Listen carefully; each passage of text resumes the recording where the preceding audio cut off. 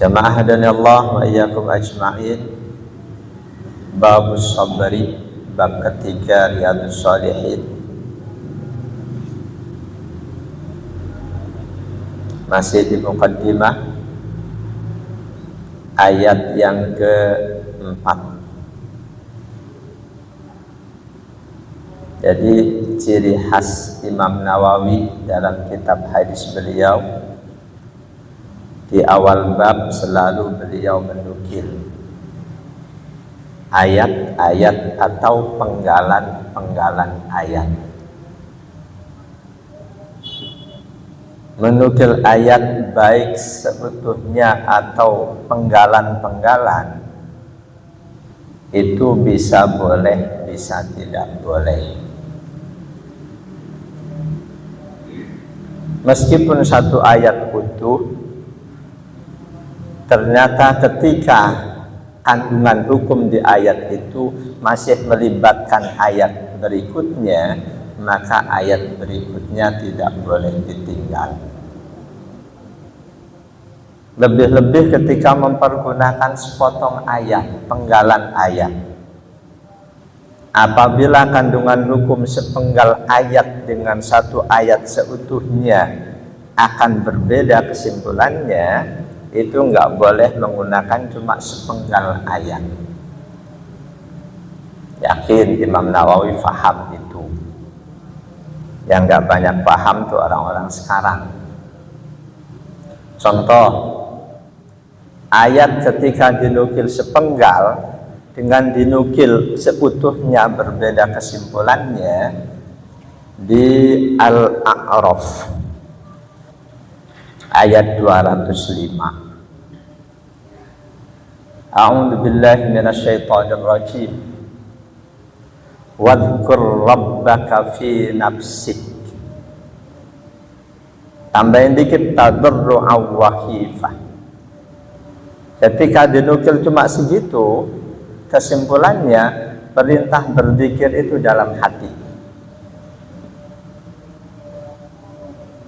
Kalau cuma segitu, ketika dilanjutkan kesimpulannya akan berbeda. Wadunal jahri minal qaul, dan dengan suara yang tidak teriak, tidak jahat. Artinya zikir nggak cukup cuma di hati. Perintah di ayat ini zikir dengan sepenuh penghayatan hati dan dengan suara yang syahdu. La ilaha illallah. Itu kita ketika selanjutnya berpandangan zikir dalam hati itu perintah Allah, Al-A'raf 205, yakin itu sepotong dia memenggal ayat. Ketika ditambahi akan berbeda lagi kesimpulannya. Jamaah hadani Allah wa iyyakum ajma'in. Di ayat keempat muqaddimah bab ini, bab sabar, Imam Nawawi mengemukakan ayat yang ada di surah Asy-Syura 43. A'udzu billahi minasyaitonir rajim.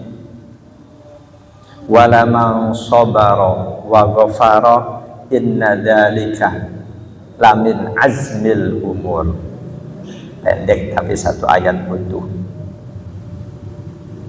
Wala man sabara, sungguh orang yang bersabar,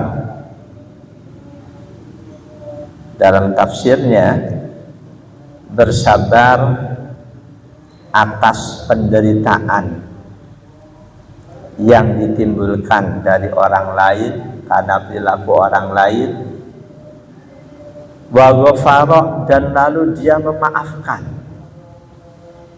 orang yang menyakiti dia, walam yukafi, dia tidak membalas.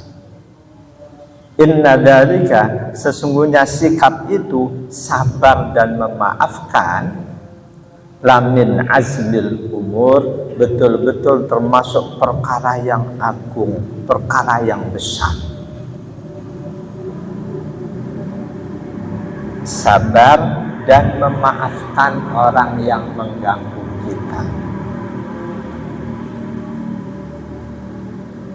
Ayat ini menganjurkan kita untuk bersikap seperti itu.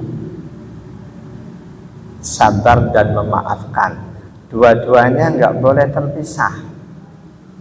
Iya, gua sabar tapi gua nggak maafin dia, itu bukan sabar. Sabar ya harus memaafkan. Untuk bisa memaafkan, seseorang harus punya sikap sabar. Ketika dia nggak sabar, disakiti, hatinya sakit banget, nggak bakalan dia maafin. Itu orang yang tidak memaafkan orang lain, tanda dia belum masuk kategori as-sabir, orang yang sabar.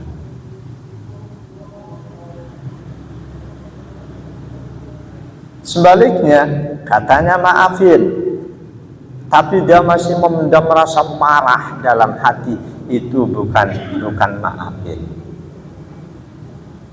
Sabar dan memaafkan seolah-olah tuh nggak terjadi apa-apa.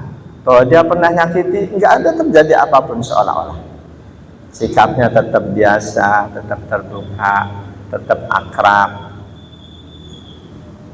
Sabar dan memaafkan. Ini yang oleh Allah ditegaskan, inna dzalika lamin azmil umur.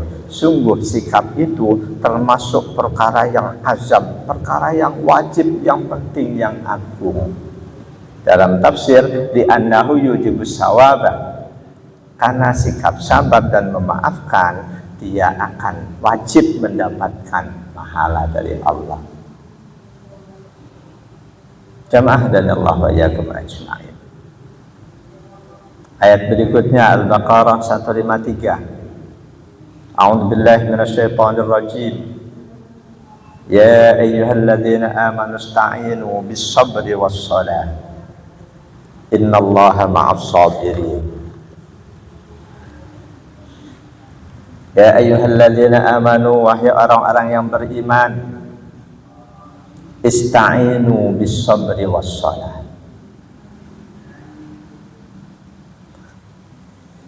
Dalam tafsir Fathul Qadir Imam Asy-Syaukani,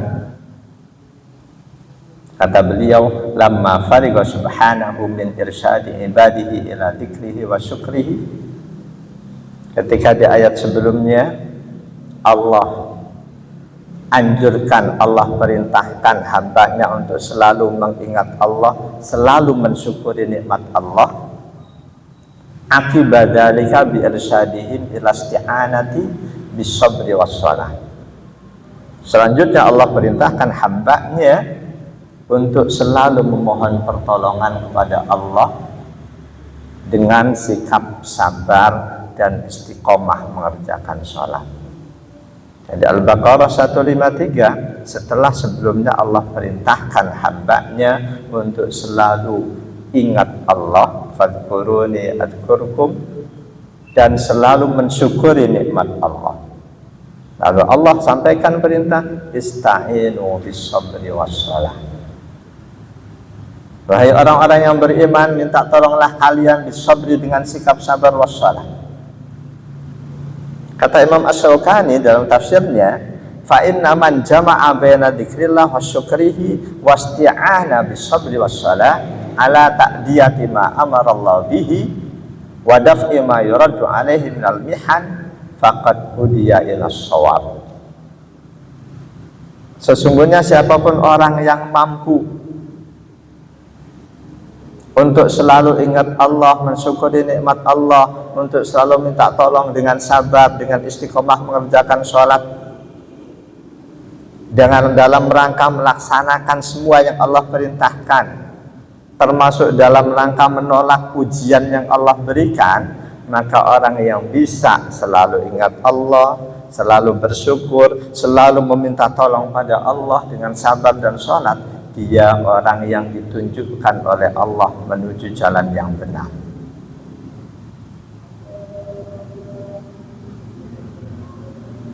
Dan orang yang seperti itu akan selalu dibersamai oleh Allah.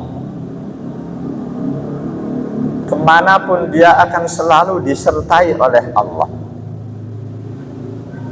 innallaha ma'as sabirin. Sesungguhnya Allah akan selalu bersama orang-orang yang sabar. Selalu ingat Allah, selalu mensyukuri nikmat Allah, selalu minta tolong kepada Allah atas apapun yang terjadi, dengan sabar, dengan selalu istiqomah mengerjakan sholat. Orang seperti itu akan selalu dibersamai oleh Allah. Allah akan selalu bersama dia. Kalimat innallaha ma'as sabirin fiha a'dhamu targhibin ibadihi subhanahu ila luzumis sabri ala ma yanubu minal khutubi. Di situ terkandung motivasi yang sangat besar kepada setiap hamba untuk selalu mempertahankan kesabarannya dalam menghadapi apapun musibah bencana yang terjadi, dalam menghadapi apapun ujian yang terjadi, baik dari Allah langsung tertimpa gempa dan lain sebagainya, atau dari hamba Allah, hakikatnya juga dari Allah. Seseorang menyakiti kita, Allah yang menggerakkan dia, Allah menguji kita melalui dia. Jadi kalimat innallaha ma'as sabirin, ketika kita hayati, kita akan sangat semangat untuk menjadi hamba yang sabar.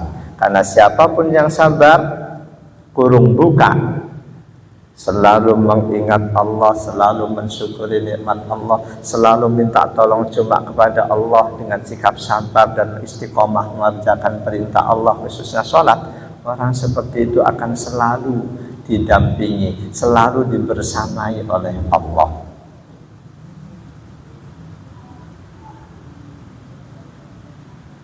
Jangankan didampingi oleh Allah, selalu ditemani oleh Allah. Manusia kadang punya bodyguard aja rasanya sudah lebih aman, lebih pede kemana-mana. Apalagi ketika yang selalu mendampingi dia Allah. Punya pengawal itu udah petentang-petenteng.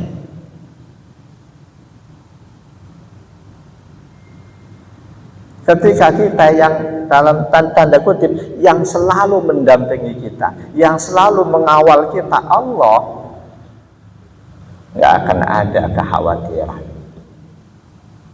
Kapanpun, jam berapapun kita berangkat ke masjid, ketika kita yakin kita sudah masuk kategori as-sabir, hamba Allah yang sabar, kita ingat Allah akan selalu mendampingi kita, nggak ada kekhawatiran. Faman kana Allahu ma'ahu lam yakhsha minal ahwal wa in kanat kal jibal. Siapapun yang yakin, yang sadar Allah selalu bersama dia, dia tidak akan pernah ada rasa takut menghadapi apapun. Termasuk bencana, dia nggak akan takut. Karena sadar Allah bersamaku.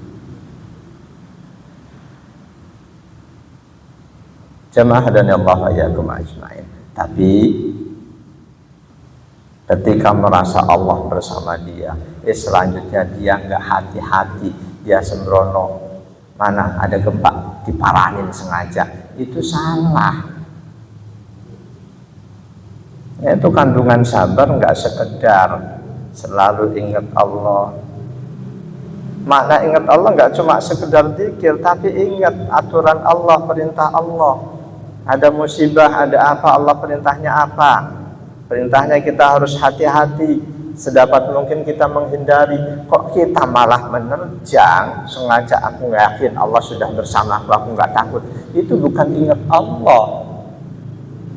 Ketika itu dia lakukan, pada saat itu justru nafsunya yang muncul.